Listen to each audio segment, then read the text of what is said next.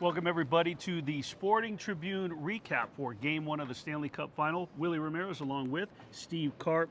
Steve, a game in which it started a little bit, well, it went back and forth, and we really had to question midway through the first period if the Golden Knights were ready for Florida's energy. A lot of us thought that Florida was going to come in a little sluggish.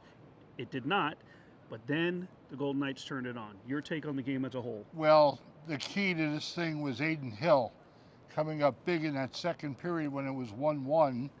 And if he doesn't stop Nick Cousins and Florida gets the 2-1 lead, who knows where this thing goes. And then when the Panthers scored on him with 11 seconds left in the second period, he shut the door on those guys in the third, allowed the Golden Knights to kind of get their footing again. And we saw the goals from Zach Whitecloud, Mark Stone, and the empty netter from Riley Smith to put Game 1 away. But this has been a collective effort throughout the playoffs, Willie, as you well know. And we saw it once again tonight. We saw Shea Theodore finally coming into the playoffs and playing like the Shea Theodore we've seen for 6 years, you and I. And we see Riley Smith finish off with an empty netter. We see Jonathan Marchessault get that goal to tie the game in the first period.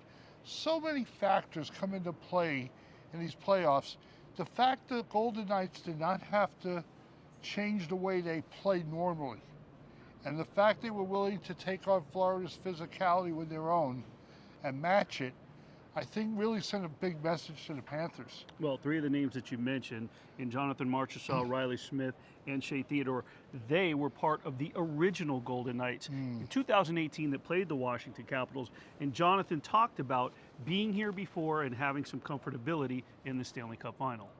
The stick handling on that goal, he served up the assist. How much does this team need him involved, like he was tonight? He's one of our best players, right? I mean, you need, like I said earlier, I think it doesn't matter. You need 20 guys every night to win at that time of the year, and tonight was a good team effort, and Shea took over today. He's one of those guys that stepped up tonight, and I'm definitely happy to see him on the board. He used the word overwhelmed at City National the other day, yesterday, at Media Day, in describing the 2018 team. Right, a little shell shock. He looked very poised. All of you guys do. The original six from that team. Different mindset.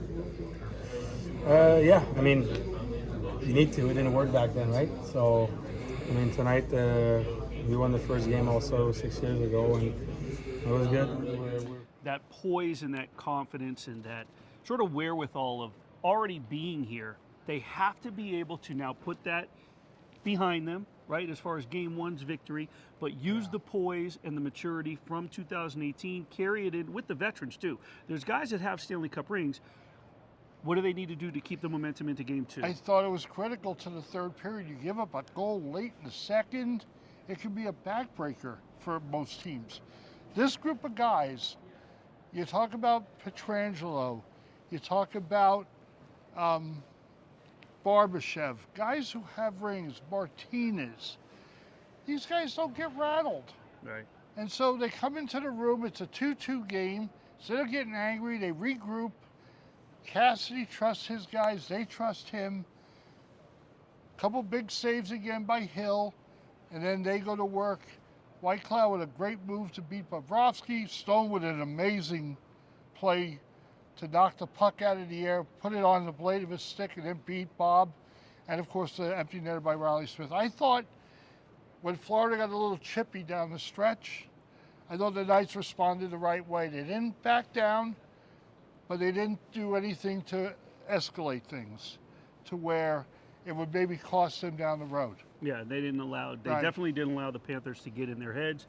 And that was what a lot of the guys had talked about. You asked a great question, by the way, in the post-game press conference to Bruce Cassidy. Carp with the Sporting Tribune, the fact that you have so many veterans in your room, is that what allowed you guys to kind of brush off the second period goal late and kind of get the thing back on an even field? Honestly, they just listen. They probably deserved to score a goal in the second period. I think Barkov hit a pipe that took a shot from the point. I'm not sure it was a right shot, hit the point post. So they were getting close. I hate to say that because I don't want to, but they had earned some really good opportunities, and so for us it was a little bit Yeah, we gave up a late goal, but I'd rather it then at the start of the third, to be honest with you. So we have time to go in and regroup and sort of settle down and get back to work. And, it was a good shot. I think it may have hit White Cloud on the way in, but like I said, they had generated some good looks, so it wasn't like we played this perfect period. It was demoralizing. So for us, we do have a veteran group, and I think it showed going into the third, and I think it showed late in the game. We, sort of were able to keep our discipline and get to the finish line. All right, so before I let you go, Steve, before we get out of here and get some sleep, get some rest, before we're back at City National Arena bringing you more coverage, one more time on Aiden Hill, the blade save. It reminded us of Braden Holtby On Alex Tuck. 6 years ago on Alex Tuck, and in the same exact net. That is a huge save, not just for the team, but for Aiden Hill's mental game. Absolutely. It gives him much confidence going into game 2.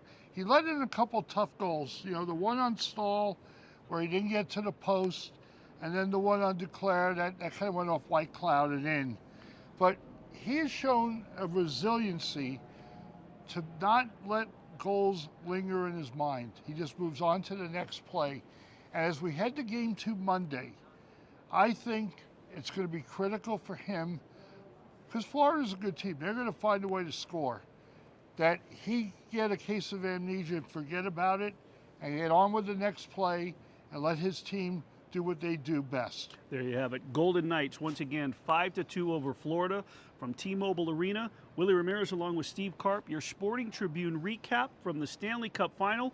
We'll be back Monday night with Game 2.